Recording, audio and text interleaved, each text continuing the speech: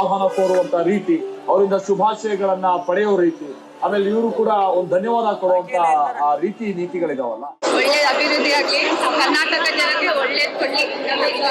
ನಮ್ಮ ಹಸ್ಬೆಂಡ್ ಹೇಳ್ತಾ ಇದ್ದೀನಿ ಆಲ್ ದ ಬೆಸ್ಟ್. ಏನ್ ನಿರೀಕ್ಷೆ ಮಾಡ್ತಿದ್ರಿ ಮೇಡಮ್? ಏನಿಲ್ಲ, ಒಳ್ಳೆ ಕೆಲಸ ಮಾಡಿ, ಒಳ್ಳೆ ಅಭಿವೃದ್ಧಿ ಆಗ್ಲಿ, ಕರ್ನಾಟಕ ಜನಕ್ಕೆ ಒಳ್ಳೇದ್ ಕೊಡ್ಲಿ. ಏನ್ ನಿರೀಕ್ಷೆ ಮಾಡ್ತಿದ್ರಿ ಮೇಡಮ್? ಏನಿಲ್ಲ, ಒಳ್ಳೆ ಕೆಲಸ. ಸೊ ಅವರ ಪತ್ನಿ ಆಡ್ತಿರುವಂತ ಮಾತುಗಳನ್ನ ಕೇಳ್ತೀವಿ ನಾವು. ಉಷಾ ಅವರು, ಈಗ ಯಾವ್ದಾದ್ರು ಒಬ್ಬ ಪುರುಷ ಸಾಧನೆ ಮಾಡ್ತಾನೆ ಅಂತಂದ್ರೆ ಹಿಂದೆ ನಮ್ಮ ಪಕ್ಷದ ಅಭಿಮಾನಿಗಳಿಗೆ ಮತ್ತು ಪಕ್ಷದ ಕಾರ್ಯಕರ್ತರಲ್ಲಿ ಎಲ್ಲ ಕಾರ್ಯಕರ್ತರಲ್ಲಿ ಶಕ್ತಿ ಬರಲಿ, ಶಕ್ತಿ ಬರುವಂತ ಕೂಡ ವೇದಿಕೆ ಮೇಲೆ ಆಗಮಿಸಿರುತ್ತಾರೆ. ದಯವಿಟ್ಟು ಎಲ್ಲರೂ ಎದ್ದು ನಿಂತು ಮಾನ್ಯ ರಾಜ್ಯಪಾಲರ ಹಾಗೂ ಎಲ್ಲ ಗಣ್ಯರ ಸ್ವಾಗತವನ್ನ ಕೋರಬೇಕಾಗಿ ವಿನಂತಿಸುತ್ತೇನೆ.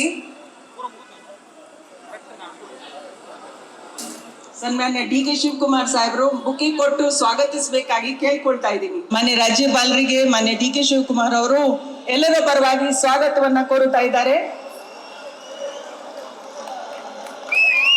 ಈಗ ಎಲ್ಲರೂ ಎದ್ದು ನಿಂತು ನಾವು ವಂದೇ ಮಾತರಂವನ್ನ ನುಡಿಸ್ತಾ ಇದ್ದೀವಿ.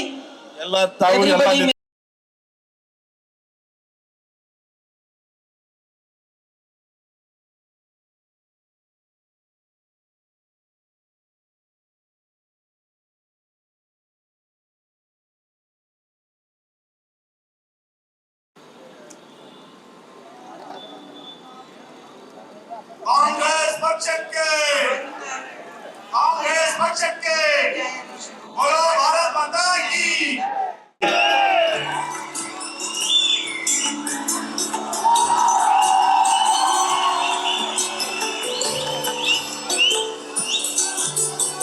ಶ್ರೀ ಸುಖವಿ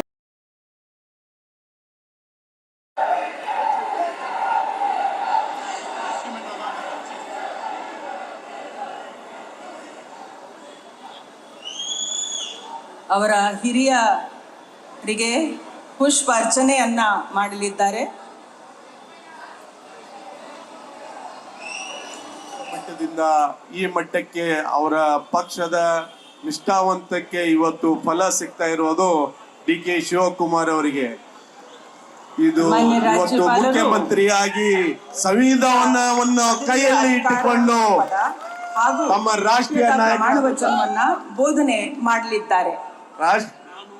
ನಾನು ಡಿ.ಕೆ. ಶಿವಕುಮಾರ್ ಎಂಬ ಹೆಸರಾದ ನಾನು ಕಾನೂನು ಮೂಲಕ ಸ್ಥಾಪಿತವಾದ ಭಾರತದ ಸಂವಿಧಾನ ವಿಷಯದಲ್ಲಿ ನಿಜವಾದ ಶ್ರದ್ಧೆ ಮತ್ತು